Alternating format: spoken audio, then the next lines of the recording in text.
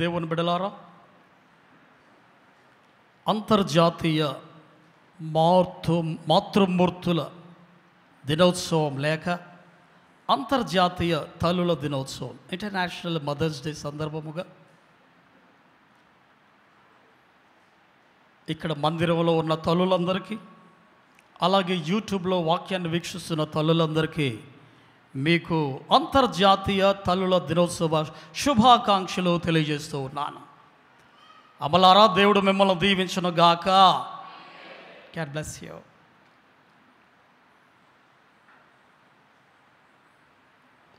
ఒక బాలుడు యొక్క జీవితము పూర్తిగా మారిపోయినటువంటి ఒక నిజమైన సంఘటన మీ ముందు ఉంచాలని ఆశపడుతున్నాను. ప్రతి ఒక్కరూ దయచేసి శ్రద్ధతో వినండి ప్రియులారా.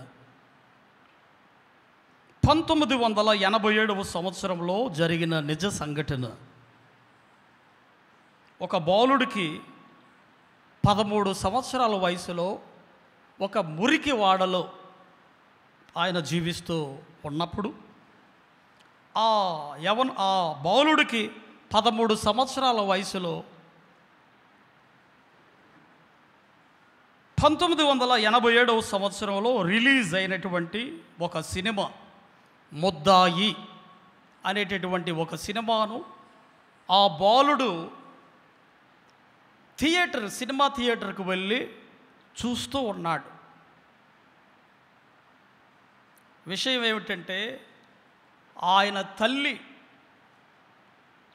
ఆ ముద్దాయి సినిమాకు వెళ్ళినటువంటి ఆ పిల్లవాడు తల్లి చేతిలో ముద్దాయి అయిపోయాడు. అర్థం కాలేదు కదా? ముద్దాయి అంటే ఏంటి? నేరస్తుడు. ఏం జరిగింది సంఘటన దయచేసి గమనించండి. ఆ మురికివాడలో నివసిస్తున్న ఆ చిన్న బాలుడు 13 సంవత్సరాల వయసులో, తెలియని వయసులో దగ్గరలో ఉన్నటువంటి ఒక సినిమా థియేటర్కి వెళ్ళి 1987 సంవత్సరంలో ముద్దాయి అనే సినిమాను ఆయన చూస్తూ ఉన్నాడు.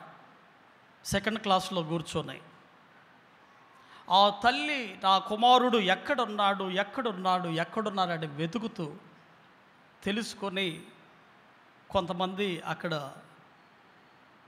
ఆ ఇన్ఫర్మేషన్ అంతా తెలుసుకొని సినిమా థియేటర్కి ఆ తల్లిగారు వెళ్ళారు.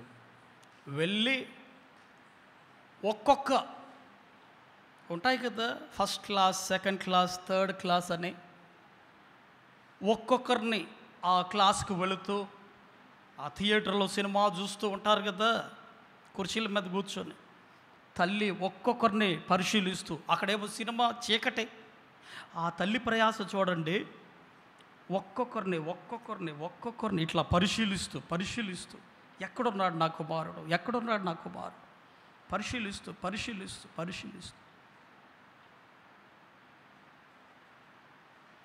ఆ తెరకు ముందున్న ప్లేసులో అందరిని వెతికింది. ఆ తల్లి కనబడల. నెక్స్ట్ క్లాస్కి వెళ్ళింది. అక్కడ ఒక్కొక్కరిని వరుసగా లైన్గా చూస్తూ మొత్తానికి తన కుమారుణ్ణి పట్టుకుందండి. ముద్దాయి సినిమాకి వెళ్ళిన ఆ పిల్లవాడు 13 సంవత్సరాల వయసులో సినిమా చూస్తున్న ఆ పిల్లవాడు తల్లి చేతిలో ముద్దాయి అయిపోయాడు. అంటే బందీ అయిపోయాడు, సినిమా చూడడం నేరస్తుడేగా చిన్నపిల్లలు, అవునా కదండి? అది కూడా థియేటర్కి వెళ్ళి. ఆ పిల్లవాడు ముద్దాయి అయిన ఆ ముద్దాయి ఎవరో కాదు కానీ మీ ముందు వాక్యము చెబుతున్నటువంటి నేనే.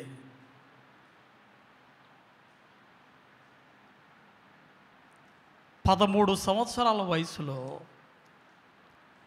ఆ థియేటర్కి వెళ్ళి ముద్దాయి అనే సినిమాను చూస్తూ తల్లి చేతిలో ముద్దాయి అయిపోయిన ఆ బాలుడు మీ ముందు నిలవబడినటువంటి ఈ వృద్ధుడే.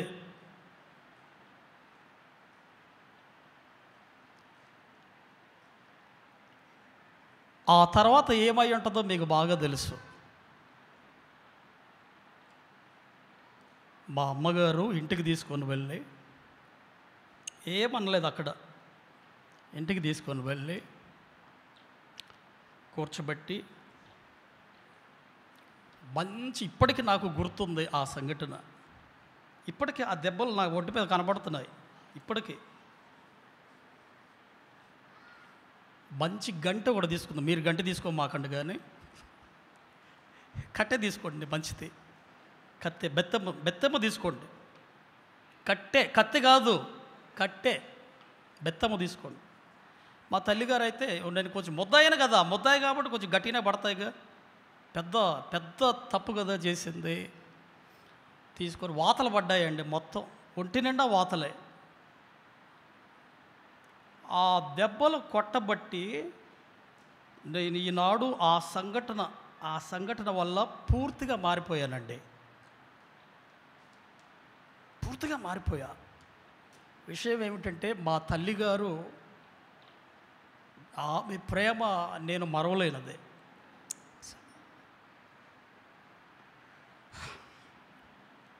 సత్యం చెప్తున్నాండి, ఆమె లేకపోతే ఈ సభలో నేను ఇక్కడ లేను, చచ్చిపోయేవాడిని. నిజం చెప్తున్నా, సత్యం చెప్తున్నాను. నా తల్లి, మా అమ్మగారు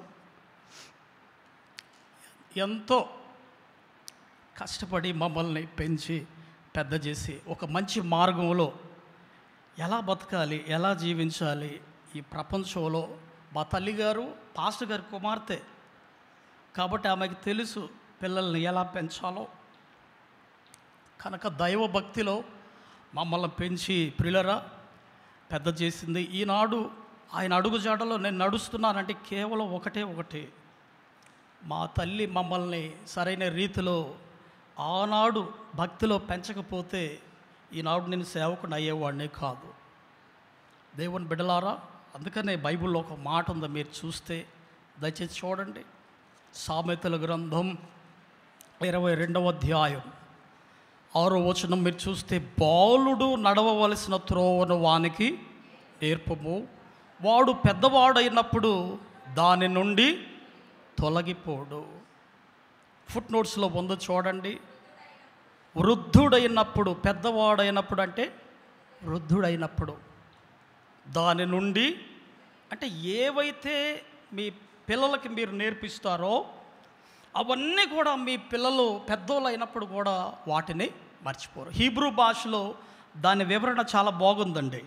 ఏమిటి దాని వివరణ అంటే, ఆ పిల్లవాడికి లేకపోతే మీ కుమార్తెకు కావచ్చు, కుమారుడికి కావచ్చు, నువ్వు చిన్నతనం నుంచి ఏవైతే నీ బిడ్డలకు నువ్వు నేర్పిస్తావో, క్రమశిక్షణలో నేర్పిస్తావో, దేవుని అడుగుజాడలు, దేవుని భక్తి భయం నేర్పిస్తావు, పెద్దవారు అయినప్పుడు తప్పులు చేయాలన్నా కానీ, వారు ఒకవేళ తప్పులు చేయడానికి అవకాశం ఉన్నా కానీ తప్పులు చేయరటండి. హల్లెలూయా.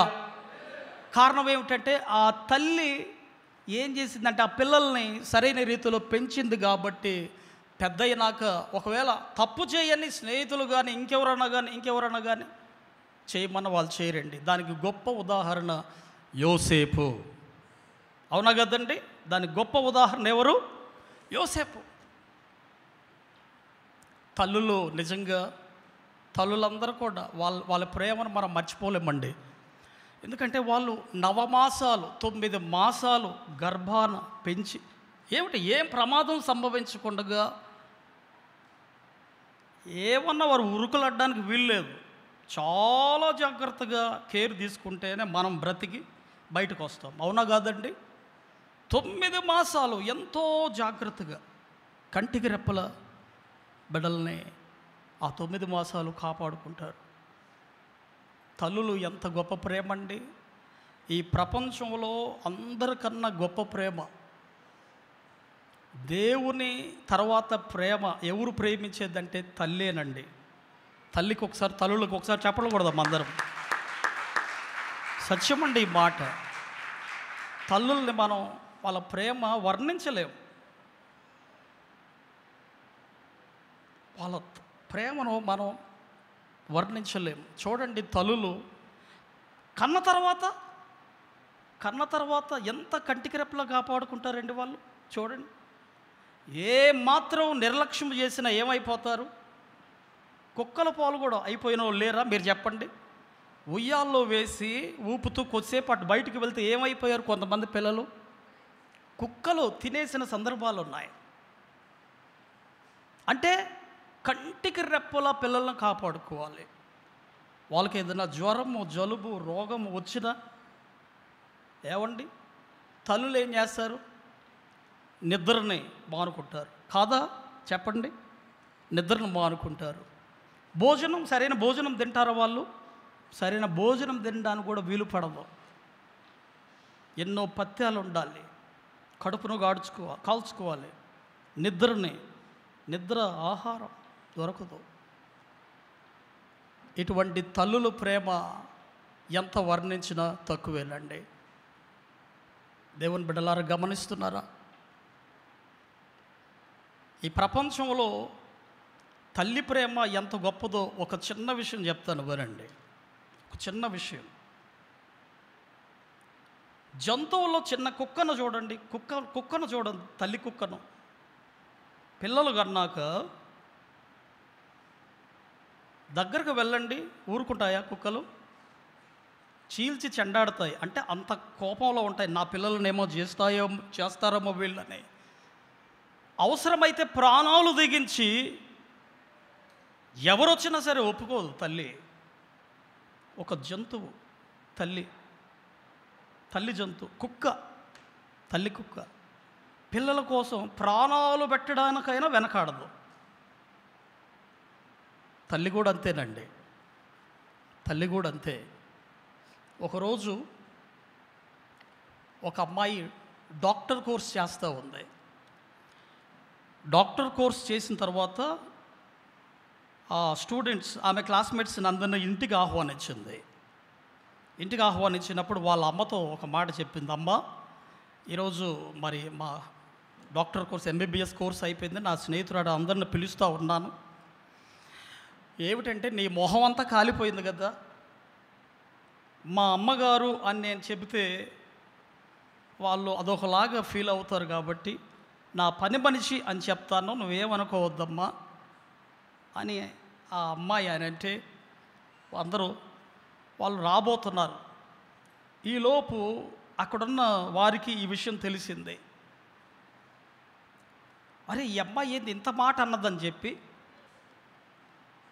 ఈ అమ్మాయి నీకు బుద్ధి ఉందా, అసలు తెలివి ఉందా, ఇంత ఎంబీబీఎస్ కోర్స్ చేసావు, ఈ మాత్రం తెలివి లేదా, మీ అమ్మను పట్టుకొని అట్లా అనొచ్చా? అస్సలు మీ అమ్మకి ఈ మొహం ఎందుకు గాలిందో తెలుసా? నీవు ఉయ్యాల్లో ఇంట్లో ఊగులాడుతూ ఉన్నప్పుడు, ఓ పెద్ద మంట వచ్చినప్పుడు, మీ అమ్మ బయట ఉన్నప్పుడు అందరూ కేకలేస్తున్నారు, అమ్మాయిని రక్షించండి రక్షించండి రక్షించడానికి కేకలు మాత్రమే వినబడ్డాయి. కానీ ప్రాణాలకు దిగించి నీ దగ్గరకు వచ్చి ఉయ్యాలలో ఉన్న నిన్ను ఎత్తుకొని నీకేమి కాకుండా ప్రమాదం ఆమె మొహాన్ని కాల్చుకొని బయటపడిందే.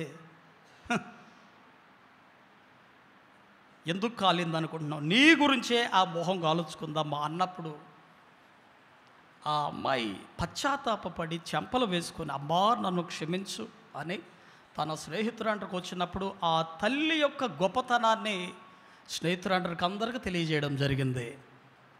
చూసారా దేవుని బిడ్డలారా? తల్లి తప్ప ఇంకెవరు ఈ సాహసం చేయలేరండి. ఈ భూమి మీద ఎవరైనా సరే, ఏ తల్లి అయినా సరే తెగించేది ఎవరనంటే తల్లే, అమ్మగారే. ఇది గుర్తుపెట్టుకోండి. సుభాష్ చంద్రబోస్ అనేటటువంటి సినీ రచయిత ఒక మంచి పాట రాశాడు. పెదవే పలికిన మాటల్లోనే తీయని మాటే అమ్మ. పెదవి పలికే మాటల్లో తీయని మాట ఏమిటంటే అమ్మ. నిజమే అది ఆ మాట. కానీ అన్నిటికంటే ఈ భూమి మీద ఉన్న గొప్ప నామం యేసయ్య నామమే. హల్లెలూయా. అది నమ్మాలి. యేసయ్య నామమే మధురమైనది, తీయనిది. అయితే పెదాలు పలికే మాట మాత్రం అమ్మ అమ్మ. ఎంత గొప్ప మాట చూడండి. సత్యమండి, తల్లి ప్రేమ చాలా గొప్పది. ఈరోజు అంతర్జాతీయ తల్లుల దినోత్సవం, ఇంటర్నేషనల్ మదర్స్ డే. ఎలా ప్రారంభమైంది, ఎక్కడ ప్రారంభమైంది, ఎవరు ప్రారంభించారు, ఎవరిని గూర్చి ప్రారంభించారు, కొన్ని విషయాలు మీకు నేను తెలియజేయాలని ఆశపడుతూ ఉన్నాను.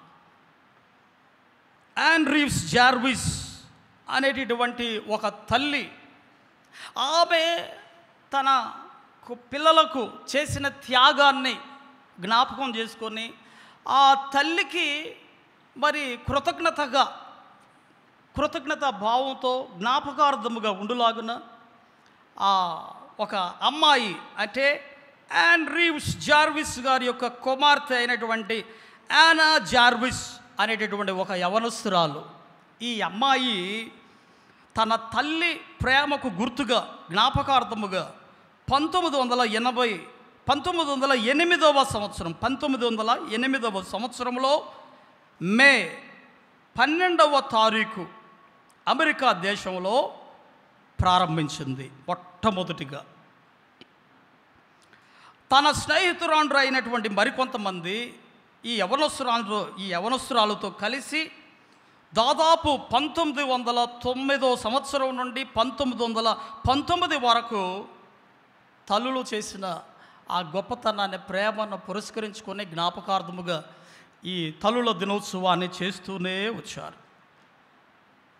అయితే గమనించండి, అమెరికా దేశ ప్రెసిడెంట్ గారు అయినటువంటి వుడ్రో విల్సన్ గారు ప్రతి సంవత్సరం అనగా మే మాసం 2వ ఆదివారం తల్లుల దినోత్సవాన్ని జరుపుకోవాలి అని అమెరికా దేశంలో వారు ప్రకటన చేయడం జరిగిందన్నమాట.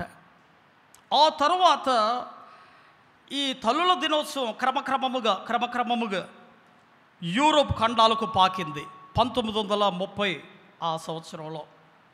ఇక ఆ తరువాత 1960వ సంవత్సరంలో ఆసియా ఖండాలకు అది పాకుతూ వచ్చింది. దేవుని బిడ్డలారా, ఈ రీతిగా యావత్ ప్రపంచంలో ఉన్న 195 దేశాలన్నీ కూడా ఈనాడు తల్లుల దినోత్సవాన్ని జరుపుకుంటున్నారు. ఏమిటి కారణం? తల్లి ప్రేమ చాలా గొప్పదే. ఇంకొక మాట చెప్తున్నా మీకు. దావీదు భక్తుడు ఒక మాట అంటాడు యోనాతాను గురించి. ఏమంటాడండి? సౌలు యోనాతాను మరణించిన తర్వాత ఆయన ప్రేమను ఉద్దేశిస్తూ, అయ్యా నీ ప్రేమ చాలా స్త్రీల కన్నా గొప్పది అంటాడు. స్త్రీల కన్నా గొప్ప అంటే దాని అర్థం ఏంటంటే పురుషుల కన్నా స్త్రీలకి ఎక్కువ ప్రేమ ఉంటుంది. అందుకనే స్త్రీలను ప్రేమించండి అంటే మీరు మంచోళ్ళు చెప్తున్న మాట. ఇంకా తల్లి ప్రేమ ఇంకా అసలు వర్ణించలేనిది. తల్లి ప్రేమ అది వర్ణించలేనిది. దేవుని బిడ్డలారా, పరిశుద్ధ గ్రంథంలో ఇందాక మనం చదువుగా విన్న భాగం ఒకసారి తీయండి. నిర్గమాకాండము 2వ అధ్యాయం మొదటి 10 వచనాల్లో చదవన్న లేఖన భాగాన్ని మనం విన్నాం. ఇక్కడ క్రీస్తునందు ప్రియులారా, మోషే తల్లి అయినటువంటి యోకెబెదు అనేటటువంటి స్త్రీ, అమ్రాము, వీరు లేవీయులలో ఒకడు. అక్కడ రాయబడి ఉంది ఆ మాటలు, దయచేసి చూడండి ప్రియులారా. నిర్గమాకాండం 2వ అధ్యాయం మొదటి నుంచి చూస్తే, లేవి వంశస్థుడు ఒకడు వెళ్ళి లేవి కుమార్తెను వివాహము చేసుకొనేను అని ఉంది. ఇక్కడ క్లారిటీగా లేదు, కానీ విషయం ఏమిటంటే ఐగుప్తు రాజు ఆయన ఆ పై వచనం చూస్తే ఒక ఆజ్ఞ ప్రకటించాడు. ఏమిటో చూడండి దయచేసి 22వ వచనం. అయితే ఫరో హెబ్రీయులలో పుట్టిన ప్రతి కుమారుని నదిలో పారవేయుడి, ప్రతి కుమార్తెను బ్రతుకునీయుడి అని తన జనులందరికీ ఆజ్ఞాపించను. రాజు తలుచుకుంటే దెబ్బలు కరువా అన్నారు ఒక నానుడు. రాజే ఆజ్ఞాపించాడు. లేవీలందరూ కూడా, యూదులందరూ కూడా ఎవరైతే మగపిల్లలు పుడతారో వాళ్ళందరినీ కూడా ఎక్కడ వేయమన్నారండి? నదిలో పారేయండి అన్నాడు. ఆజ్ఞ ఇవ్వబడింది. రాజాజ్ఞకు వ్యతిరేకిస్తే ఏం జరుగుద్ది?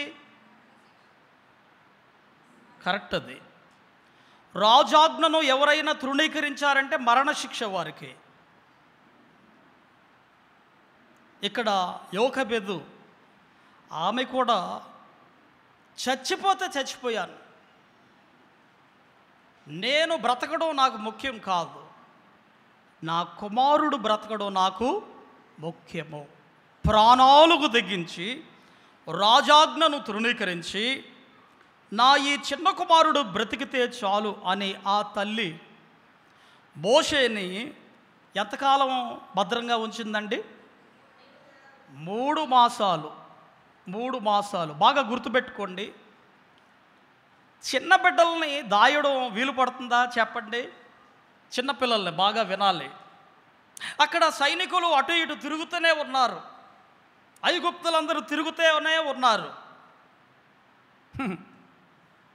వెట్టి చాకిరి చేస్తున్నారు బానిసలప్పుడు. ఇశ్రాయేలుల పరిస్థితి చాలా బహుభయంకరమైనటువంటిది, బాధాకరమైనటువంటిది.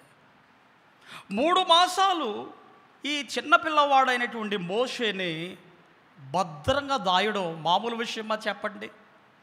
ఏమండి, మా అమ్మాయి 4వ అమ్మాయిని చూశారుగా, ఒలీవా. ఇక్కడ ఏడిస్తే చుట్టుపక్కల అందరికీ వినపడుతుంది అన్నమాట. అట్ట కేకబెట్టుద్ది అమ్మాయి. సహజం, చిన్నపిల్లలు సహజంగా ఏడుస్తారు, వినపడుద్ది.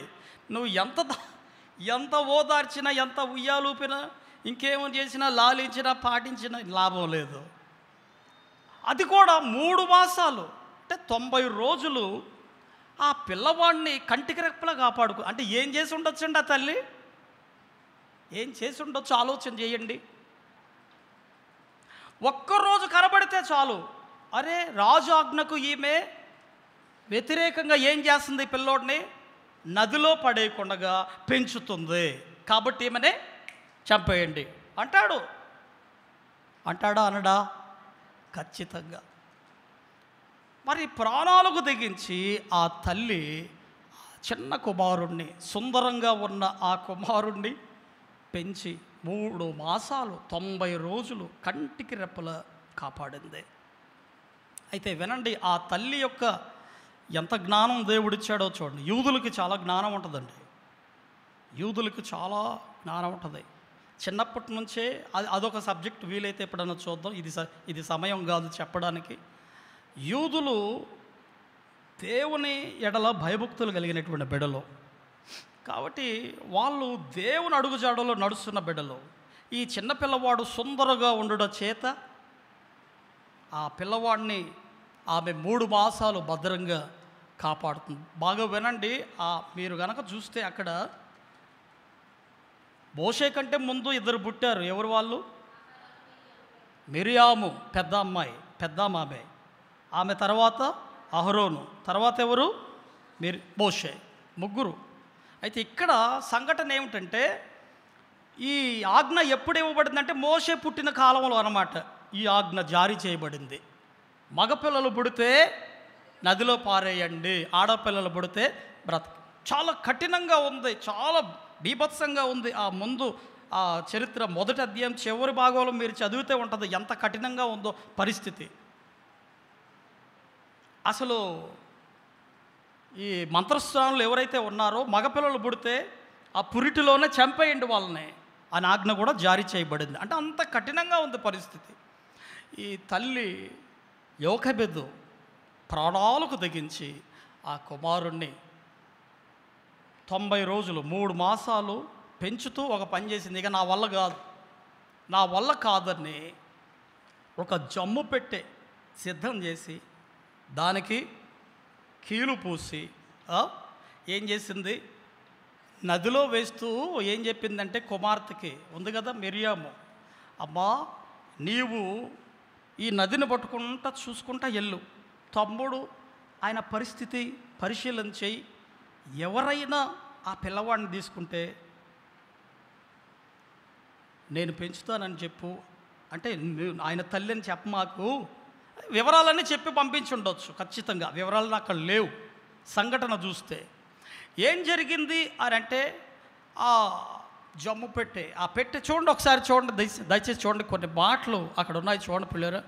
చాలా అద్భుతమైనటువంటి మాటలు అక్కడ వ్రాయబడ్డాయి. మీరు చూస్తే 3వ వచనం, తరువాత ఆమె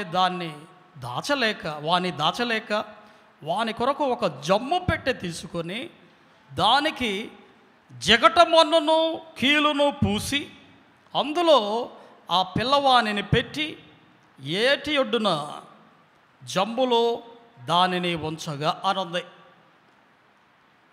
ఈలోపు ఏం జరిగిందనంటే, ఆ నదిలో విడిచిపెట్టిన తర్వాత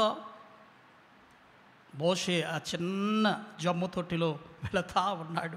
మిరియాము ఒడ్డు నుండి చూస్తా పరుగెత్తుతూ ఉంది.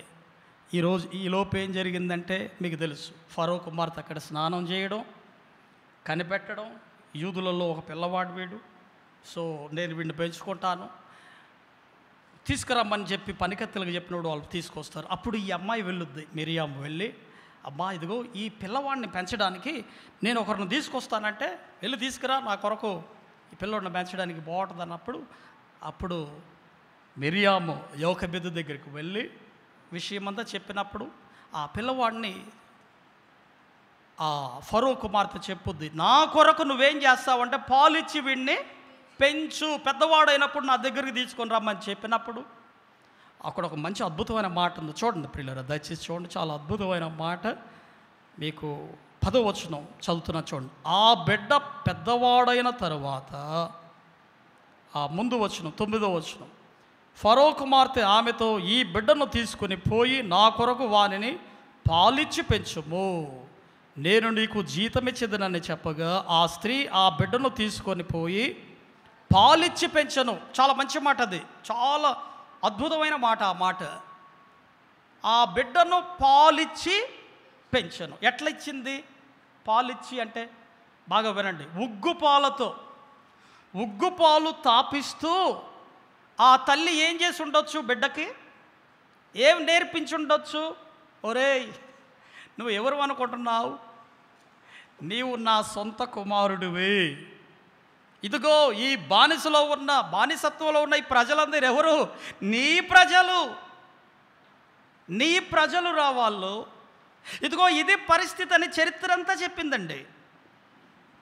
మనం నమ్ముకున్న దేవుడు గొప్ప దేవుడు, సజీవమైన దేవుడు, సర్వశక్తిమంతుడు, మన పితరుల దేవుడు అయినటువంటి అబ్రహాము, ఇస్సాకు, యాకోబుల దేవుడు యెహోవా దేవుడు నిజమైన దేవుడురా. ఆయన అడుగుజాడల్లో మనం నడవాలి, భక్తితో నడవాలని ఆ పిల్లవాడిని పెంచి పెద్ద చేసి దేవుని మాటలో చెప్పడం చేత ఏమయ్యాడంటే పెద్దవాడైనప్పుడు హెబ్రీ పత్రికలో రాయబడింది దాని వివరమంతా. ఒకసారి చూస్తారా? త్వరగా నేను మీకు చెప్పి నేను ముందుకు వెళ్ళాలని ఆశపడుతూ ఉన్నాను. దయచేసి చూడండి. అపోస్తుడైన పౌలు హెబ్రీలకు రాసిన పత్రిక 11వ అధ్యాయం 23 నుండి 29 వచనాలు, 23 నుండి 29 వచనాలు మీరు చూస్తే అక్కడ మోషే యొక్క పరిస్థితి అంతా కూడా వ్రాయబడింది. అవన్నీ వివరంగా చెప్పడానికి సమయం లేదు కనుక మీరు ఇంటికి వెళ్ళి దానిని ధ్యానించండి ప్రియులారా.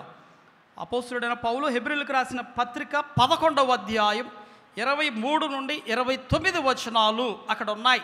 ఒక్క మాటలో చెప్పాలంటే, ఆయన ఈ తల్లి ఏదైతే బోధించిందో ఉగ్గుపాలతో ఖచ్చితంగా వాటిని గ్రహించి, నా దేవుడు నిజమైన దేవుడు, నేను నమ్ముకున్న దేవుడు యెహోవా, సజీవం కలిగినటువంటి దేవుడు నమ్ముకున్నా, నా ప్రజలు వీళ్ళు బానిసత్వంలో, ఐగుప్తులో బానిసత్వంగా ఉన్న ఈ ప్రజలు నా ప్రజలు, నా తల్లిదండ్రులు వీరు గ్రహించి తప్పు చేయకుండా ఆయన దేవుని అడుగుజాడలో నడిచాడు. అల్పభోగము అల్పకాలము. చూడండి, ఆ మాట చాలా బాగుందండి. ఒకసారి చూడండి. ఆ మోషే పెద్దవాడైనప్పుడు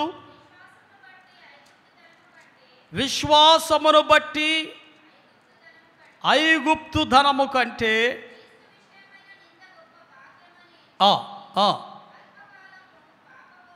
అల్పకాలము పాపభోగమని అనుభవించుట కంటే దేవుని ప్రజలతో శ్రమ అనుభవించటం మేలని యోచించి అనుంది. ఆ మాట చాలా గొప్ప మాట అండి, చాలా గొప్ప మాట. ఎంత అద్భుతమైన మాట.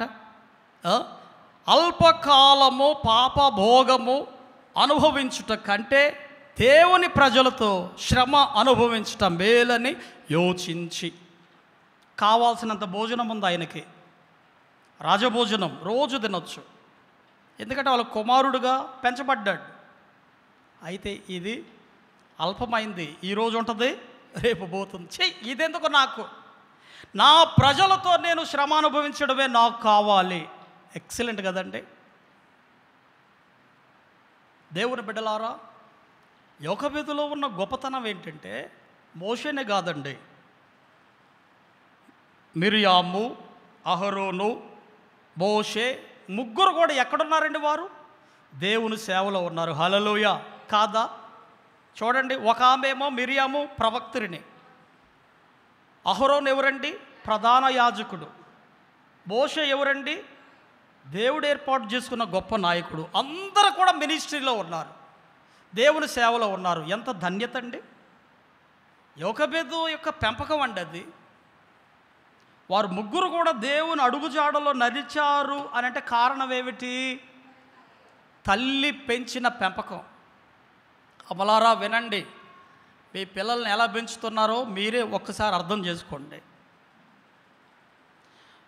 మోషే భక్తుడు అంత గొప్పవాడు అవ్వడానికి కారణం ఏమిటి?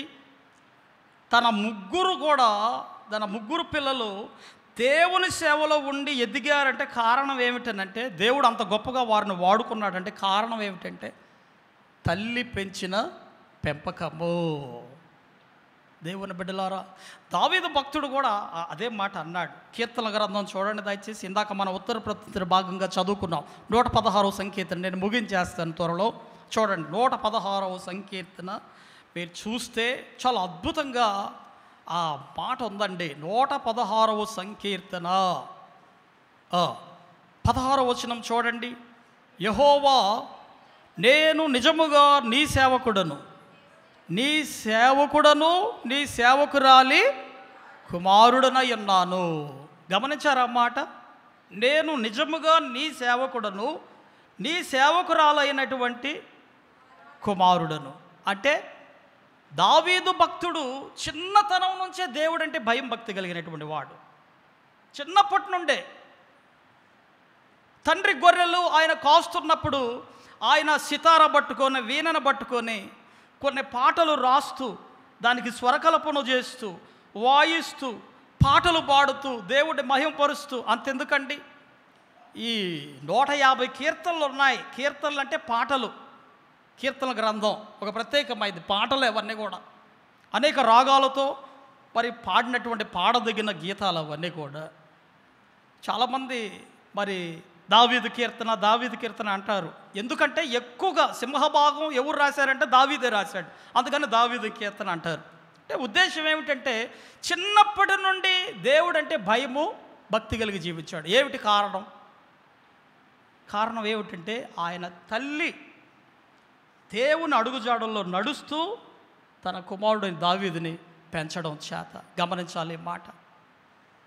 చాలామంది భక్తులు ఈనాడు చాలామంది భక్తులు గొప్పవారు అయ్యారు అని అంటే కారణం ఏమిటనంటే తల్లులే. కొన్ని సంఘటనలు మేము ముందుంచుతాను, గమనించండి.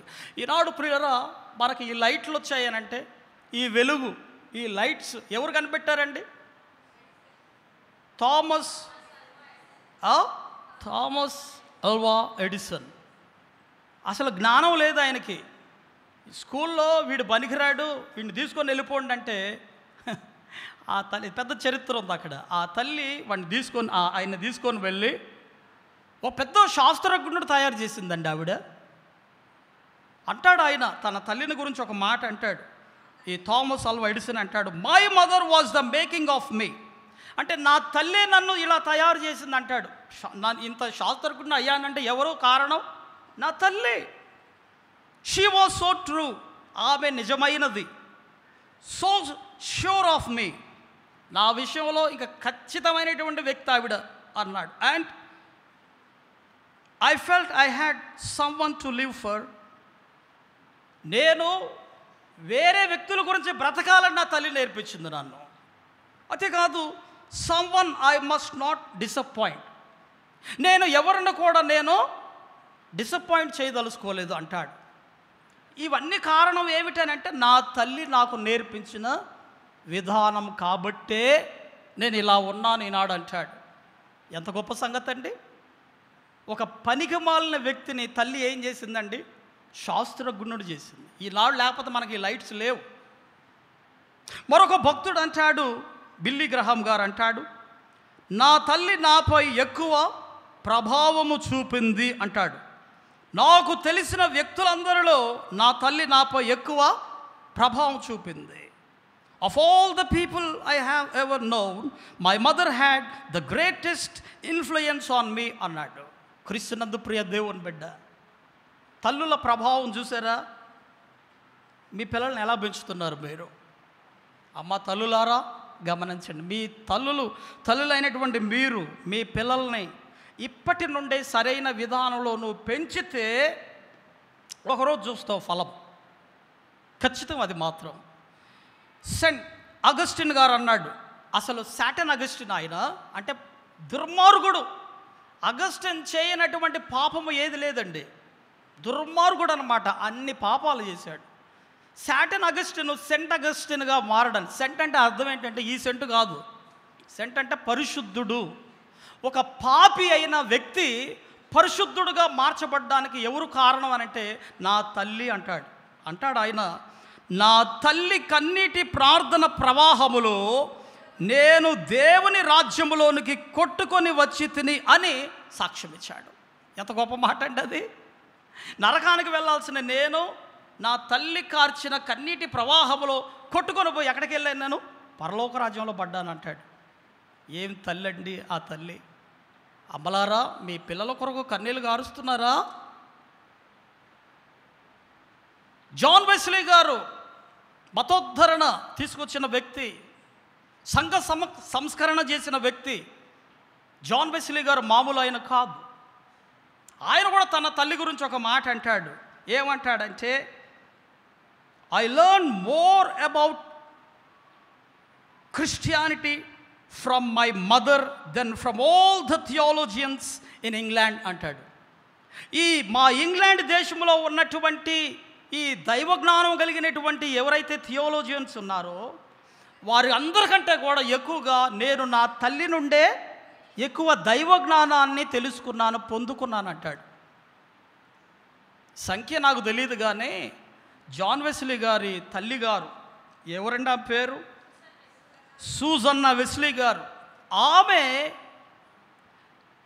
దాదాపు 16 నుండి 18 మంది పిల్లల్ని అవేం చేసేదంటే, బాగా వినండి, అందరూ నిద్రపోతూ ఉంటే ఆమె వెళ్ళి ప్రతి ఆ పడక గదికి వెళ్ళి, అంటే వాళ్ళు నిద్రపోతున్న దగ్గరికి వెళ్ళి మోకాల మీద ఉండి ఆ పిల్లల మీద తలల మీద చేతులోంచి ప్రార్థన చేసేదటండి. సూజన్నా వెస్లీ గారికి జన్మించిన ప్రతి బిడ్డ ప్రయోజకులు అయ్యారండి. హల్లెలూయా. ఏమిటి కారణం అంటే తల్లి త్యాగం. ఈనాడు దేవుని బిడ్డలారా, మీరు ఎలాగున్నారు, మీ పిల్లల్ని ఎలా పెంచుతున్నారు? ముగించేస్తున్నా నేను, గమనించండి. మీ పిల్లల్ని మీరు ఎలా పెంచుతున్నారు? సామెతల గ్రంథంలో గుణవతి అయిన భార్య దొరుకుట అరుదు, అట్టిది ముత్తిమ కంటే అమూల్యమై. ఇందాక పాట కూడా మన స్త్రీల సమాజం ఎంతో అద్భుతమైన పాట పాడారు. వినండి, గుణవతి అయిన భార్య గుణవతి అయిన తల్లి అవుద్ది. హల్లెలూయా. వినండి, ఏం చేస్తుంది తల్లి? చూడండి ఒకసారి. సామెతల గ్రంథం 31వ అధ్యాయం, చాలా అద్భుతమైన మాట మీకు నేను చూపించాలని ఆశపడుతూ ఉన్నాను. సామెతల గ్రంథం 31వ అధ్యాయము 27వ వచనం చూడండి. ఆమె తన ఇంటి వారి నడతలను బాగుగా కనిపెట్టును. బాగా వినాలి. ఆమె తన ఇంటి వారి నడతలను బాగుగా, నిజమైన తల్లి, గుణవతి అయిన తల్లి, మంచి తల్లి ఏం చేస్తుందంటే పిల్లలు ఎలా జీవిస్తున్నారు, వారు ఏం చేస్తున్నారు, ల్యాప్టాప్లు ముందు పెట్టుకొని ఏం చూస్తున్నారు, వాళ్ళు కాలేజ్ స్పెషల్ క్లాసెస్ అని వెళ్తున్నారు, ఏం చేస్తున్నారు అక్కడ, ఇంట్లో ఉన్నారు, ఏం చేస్తున్నారు, నటిస్తున్నారా, జాగ్రత్తగా జీవిస్తున్నారా? తల్లి కనిపెట్టుద్దట నిజమైన మంచి తల్లి. దేవుని బిడ్డ, నీ పిల్లలు వారికి ఈ ప్రపంచంలో, ఈ సమాజంలో పనికిరాని దద్దమ్మలుగా తయారవ్వాలన్నా, ఈ సమాజానికి దీవెనకరంగా, మేలుకరంగా, సంఘానికి ఆశీర్వాదకరంగా మలచబడాలన్నా ఎవరు కారణం అంటే తల్లి. గుర్తుపెట్టుకోండి.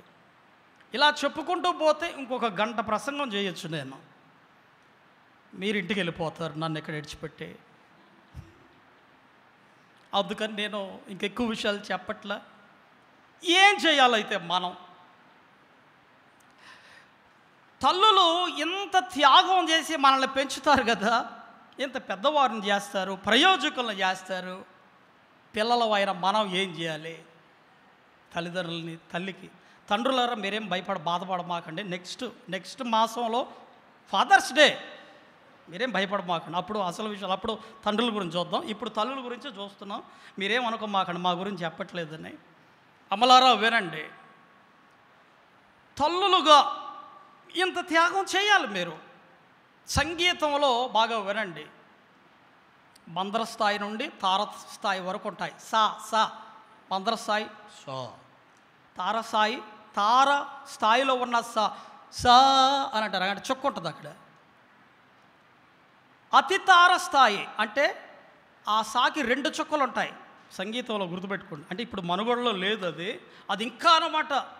చాలా తారస్థాయి, చాహో ఇంకా మనం అందుకోలేము కొన్నిసార్లు. అందుకనే ఇది ఈ మనుగడలో లేదు. విషయం ఏమిటంటే అతి తారస్థాయి. ఈ తల్లి కూడా అతి తారస్థాయిలో ఉంది ఆమె పరిస్థితి. అవునా కాదండి? ఇప్పుడు యోకబెద్దు పరిస్థితి ఎలాగుంది? ఆమె పరిస్థితి ఎలాగుందండి? ఆ పిల్లవాడిని భద్రంగా ఆ నదిలో పారేయకుండా, చంపకుండా బ్రతికించితే ఏం జరుగుద్దని అంటే తల్లి చంపబడుతుంది. రాజాజ్ఞకు విరోధమైంది. అయినా సరే ఆ పిల్లవాడి కొరకు ప్రాణాలు పెట్టడానికి కూడా వెనుకాళ్ళ. అంటే అతి తారస్థాయి అది. ఇప్పుడు వినండి, అసలు విషయానికి వస్తున్నాం. చాలా జాగ్రత్తగా వినండి ఈ మాట. ఇంత త్యాగమూర్తులైనటువంటి తల్లులను బట్టి తల్లుల కొరకు మనం ఏం చేయాలి? దానికి గొప్ప ఉదాహరణ మన ప్రభు అయిన యేసుక్రీస్తే. ఏం చేశాడు ఆయన? సిలువలో పలికిన 3వ మాట ఏమిటండి? అమ్మా, ఇదిగో నీ కుమారుడు, ఇదిగో నీ తల్లి. బాధ్యతను అప్పగించాడు. బాగా వినాలి. ఇక్కడ కూడా తారస్థాయి కాదు యేసయ్య పరిస్థితి. అంటే కుమారుడు ఆయన, మరియకు పెద్ద కుమారుడు ఆయన. పెద్ద కుమారుడికి చాలా బాధ్యతలు ఉంటాయి. వినండి మాట. ఏ పరిస్థితిలో ఉన్నాడు ప్రభు అయిన యేసుక్రీస్తు? అక్కడ అతి తారస్థాయి, అనగా కొద్దిం సేపులో చచ్చిపోతాడు ఆయన, చనిపోతాడు. అటువంటి టైంలో కూడా తల్లి బాధ్యతను ఆయన తీసుకున్నాడండి. నేనే చచ్చిపోబోతున్నాను, నాకే బాధలు ఉన్నాయి, ఈ సిలువలో వేశారు, కొట్టారు, హింసించారు, చచ్చిపోబోతున్నాను, నాకెందుకు అనుకోవాలా. అతి తారస్థాయిలో కూడా తల్లి బాధ్యతను ఏం చేశాడండి? అక్కడ యేసయ్య తర్వాత తమ్ముళ్ళు ఉన్నారు. తమ్ముళ్ళు చూసుకోలేదు, తల్లిని చూసుకోరు. ఎందుకంటే యూదులు ప్రభు అయిన యేసుక్రీస్తు ఆయన ఏమంటున్నాడు? నేను దేవుని చేత పంపబడిన వాడిని అంటుంటే, ఇదేంది మనకి ఏకైక దేవుడు యెహోవానే కదా, ఈయన దేవుడు ఏమంటున్నాడు, దేవుడు అంటున్నాడు అని వ్యతిరేకంగా జీవించారన్నమాట. మరియా, తల్లి అయిన మరియా యేసయ్య మాటలు తెలుసు కాబట్టి ఆయన నిజంగా దేవుడినే తన గర్భంలో ఉంచాడు కాబట్టి, ఈయన నిజమైన దేవుడని నమ్మింది కాబట్టి ఆయన అడుగుజాడలో నడుస్తుంది. ఆమె కుమారులు, యేసయ్య తర్వాత పుట్టిన కుమారులు వ్యతిరేకంగా జీవించారు. అందుకని నా తమ్ముళ్ళు నా తల్లిని చూడరు అని భావించి ఆయన ఏం చేశాడంటే, తన ప్రియమైన శిష్యుడు అయినటువంటి యోహాను అయితేనే నా తల్లిని జాగ్రత్తగా చూసుకోగలడు అని ఆ తల్లి బాధ్యతను చనిపోతూ ఇప్పుడు కొంతమంది చచ్చిపోతూ ఏం చేస్తారండి? ఇదిగో ఈ పిల్లల్ని పెంచే బాధ్యత నీ చేతిలో పెడుతున్నాను అని చెప్పి చచ్చిపోతారు గుడుక్కుమని.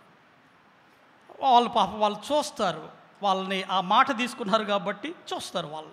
ప్రభు అయిన యేసుక్రీస్తు కూడా అలాగే చేశాడండి. ఆయన చనిపోతూ నాకెందుకులే అనుకోలేదు, నా తల్లి ఈమెను నా శిష్యుడైన ప్రియ శిష్యుడైన యోహాను చూసుకోగలడని ఆ అతి తారస్థాయిలో ఉన్న యేసయ్య అసలు చాలా ఇబ్బందికరం పరిస్థితి అయింది. ఆ సిచ్యువేషన్, ఆ సన్నివేశం చాలా భయంకరమైంది. అయినా కూడా తల్లిని మర్చిపోలేదు, బాధ్యతను నిర్వర్తించాడు. దేవుని బిడ్డ, ఈనాడు కుమారులుగా కుమార్తెలుగా ఉన్న నాకు బాధ్యత లేదులే అనుకో మాకు, కుమార్తెలకి నాకు బాధ్యత లేదు అనుకో మాకు, ఉంది నీకు కూడా. కుమార్తెలకు ఉంది, ఎందుకంటే నువ్వు బిడ్డవు కాదా, తల్లికి నువ్వు కూతురువు కాదా, నీకు కూడా బాధ్యత ఉంది. కుమార్తెలకు ఉంది, కుమారులకు కూడా ఉన్నది. ఏది వారికి రావాల్సిన భాగాలు, ఆస్తిపాస్తులు తీసుకోవడమే కాదు, వాళ్ళని చూసుకోవాల్సిన బాధ్యతలు కూడా ఉన్నాయి. యేసయ్య మాదిరండి మనకి. ఈనాడు చాలామంది ఈ కరోనా సమయంలో చూడాలి పరిస్థితి ఒక్కొక్కరిది. వాళ్ళు చచ్చిపోయి అక్కడ శవాలుగా గుట్టలుగా పడి ఉంటే కొంతమంది పిల్లలు ఏం చేశారండి, ఆస్తుల పంపకాలు. ఇది అయిన తర్వాతే భూస్థాపన. ముందు నాకు రావాల్సిన ఆస్తి నాకు కావాలి. ఈనాడు ప్రపంచంలో ఎందుకంటే ఇంత దారుణంగా తయారయ్యారు? అందుకనే కరోనా వచ్చింది, బాగా గుణపాఠం నేర్పించింది చాలామందికి. హల్లెలూయా. వినండి, ముగిస్తున్నా. పిల్లలుగా ఉన్న మీరు మీ తల్లులను చూసుకోవాల్సిన బాధ్యత మీకున్నది. ఏడిపి మాకండి తల్లుల్ని. సామెతల గ్రంథంలో ఉంది చూడండి, ఆ మాట చెప్పి నేను ముగించేస్తాను. అది చాలా అద్భుతమైన మాట మీకు నేను చూపించి నేను ముగిస్తాను. చాలా మంచి మాట చూడండి ప్రియులారా. సామెతల గ్రంథంలో తల్లుల గురించి, తల్లులను ఎలాగా చూడండి. 23వ అధ్యాయం 22వ వచనం. నిన్ను కనిన నీ తండ్రి ఉపదేశమును అంగీకరించుము, నీ తల్లి ముదిమియందు ఆమెను నిర్లక్ష్యము చేయకము. ఇంకొక మంచి మాట ఇంకొకటి ఉందో చూడండి, 25వ వచనం చూడండి, అదే అధ్యాయం. నీ తల్లిదండ్రులను నీవు సంతోషపెట్టవలను, నిన్ను కనిన తల్లిని ఆనందపరచవలను. నిన్ను కనిన నీ తల్లిని. ఈనాడు ఎంతమంది ఏడిపిస్తున్నారు మీ తల్లుల్ని? ఆలోచన చేసుకోండి. మీ తల్లుల్ని ఎంతమంది బాధపరుస్తున్నారు మీరు? ఎంతమందిని నిష్ఠూరపరుస్తున్నారు? ఎంతమంది మీరు మీ తల్లులను? ఒక్కసారి ఊహించుకో. నీ జీవితంలో నీవు బ్రతికి బట్టగట్టి ఈనాడు సజీవ లెక్కలో ఉన్నావంటే నీ తల్లి త్యాగం అని నువ్వు మర్చిపోవద్దు. అందుకనే కుమార్తె అయినా కుమారుడైనా ఏం చేయాలండి? తల్లులను సంతోషపెట్టాలి. వాళ్ళని బాధ పెట్టకూడదు, వాళ్ళని కన్నీటి రానివ్వకూడదు. వాళ్ళని చూసుకుంటే బాధ్యత ప్రతి కుమారుడికి కుమార్తెకు ఉంది. అటువంటి మంచి మనసు దేవుడు మీకు అనుగ్రహించి మిమ్మల్ని దీవించి ఆశీర్వదించి ఫలింపచేయనుగాక. ప్రార్థన చేసుకుందాం.